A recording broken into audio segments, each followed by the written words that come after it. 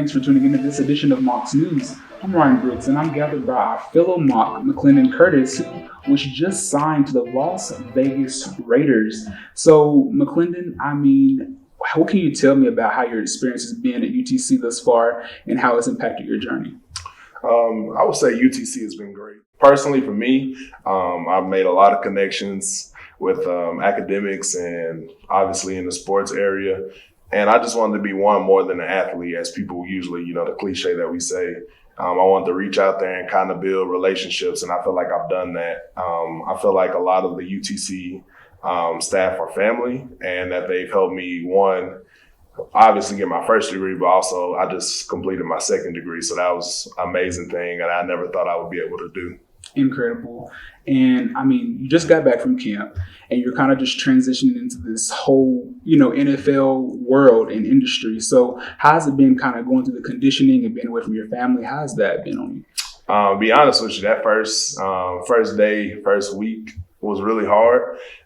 Being from Chattanooga, being in school, in high school, then obviously college being here, it was hard just to leave what you're used to. Yeah. And at first I was like, man, I called my dad the first time. I said, hey, I got my master's degree. This may not be my thing right now. Yeah. But it was just because I had to adjust and just honestly enjoy my journey that I'm going on. And it's once I've gotten comfortable in everything, it's been really good to me. And that is so good to hear. So I want to go ahead and name some of your accomplishments. So you were first team All-Southern Conference honors, second team All-American honors, and then you have the SoCon Jacobs blocking trophy. And then you're also just a staple on the Dean's List with a 4.0. So, you kind of got it going on. So what is the thing that has pushed you? How have you stayed the course?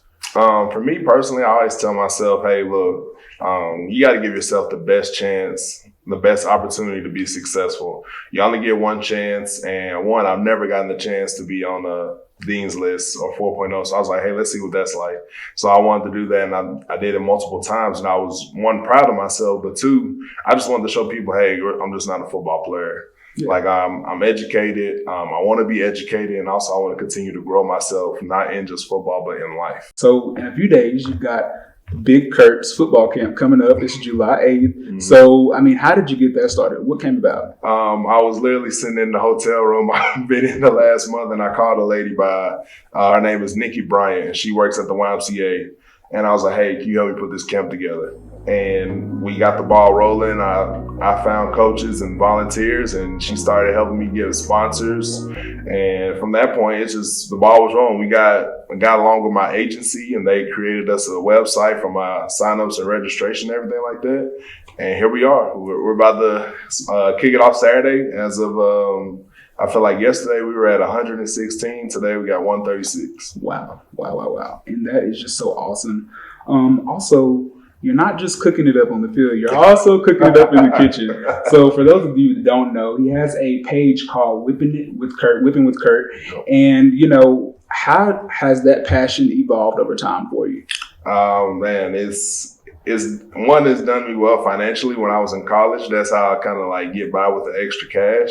But two, just bringing everybody together. That's one of the biggest things for me. It brought my teammates together, people that never even met football guys. Just, walk into our dorm room and they'll smell the food and sit down, eat, get a plate, and, just having that connection with people.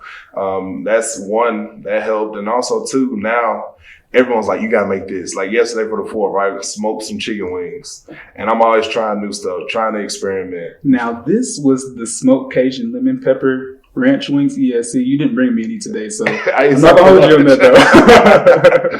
Yeah, so the crazy thing, some of those things, I've made those type of wings before, but fried, and it's a lot easier, but smoking them and getting that flavor in there, it's a different story. So it was good. Glad to hear. When you were going into the draft, was this the team that you originally had handpicked that this is where I wanted to be, or did you have another team in mind? Honestly, I thought I would be taken off the board on day 2, day 3. Wow. But, things don't happen like you always think they will. So I had the opportunity to actually pick where I want to go. And, a lot of times it's a lot better for you in the end because they actually may need you more than just the team that's drafting you to get you. So I, heard the offer. I had a former UTC coach there that coaches in their defense, and I decided to go to Las Vegas. Awesome. Awesome. No question that you're a dominant player. You don't shy away from competition. And if they look at the Illinois game and the Kentucky game, they see that.